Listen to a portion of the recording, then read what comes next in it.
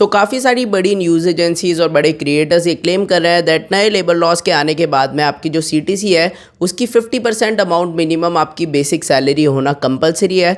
जबकि अगर आप द कोड ऑन वेजेस 2019 को जाकर के चेक करोगे तो कहीं पे भी सीटीसी वर्ड को डिफाइन नहीं किया गया है और ना ही किसी पुराने लेबर लॉ के अंदर सीटीसी को डिफाइन किया गया था। So CTC is basically cost to company, जो कि कंपनीज द्वारा बनाई गई एक फैंसी टर्म थी जिसको अपॉइंटमेंट लेटर पे डालने पे जो अमाउंट आती थी वो सीटीसी बहुत हायर हो जाती थी in comparison to actual salary, और उससे जो अपॉइंटमेंट लेटर है वो अट्रैक्टिव हो जाते थे। सो इसी वजह से कंपनी सीटीसी टर्म को यूज़ करने लग गई। तो अब बात की जाए कि 50% वाला लॉजिक आखिर कहाँ से आ रहा है, तो इसके लिए आपको again the code on wages 2019 के अंदर जाना पड़ेगा और वहाँ पे आपको एक लाइन देखने को मिलेगी दैट इज़ वेजेस। वेजेस को वहाँ पे क्लियरली डिफाइन किया गया है including basic pay plus DNS allowance plus your retaining allowance, यानी basic plus DA plus RA is equal to your wages. और इसके अलावा जो अलाउंसेज होते हैं यानी कि HRA, conveyance allowances etcetera etcetera, इन सब के लिए लिखा हुआ है दैट इन सब का टोटल मिलाकर के जितनी भी अमाउंट आएगी that can not exceed the half of total remuneration. और जो अलाउंसेस की मैंने बात की उनका टोटल अगर 50% अमाउंट ऑफ टोटल रेम्यूनरेशन से ज़्यादा आएगा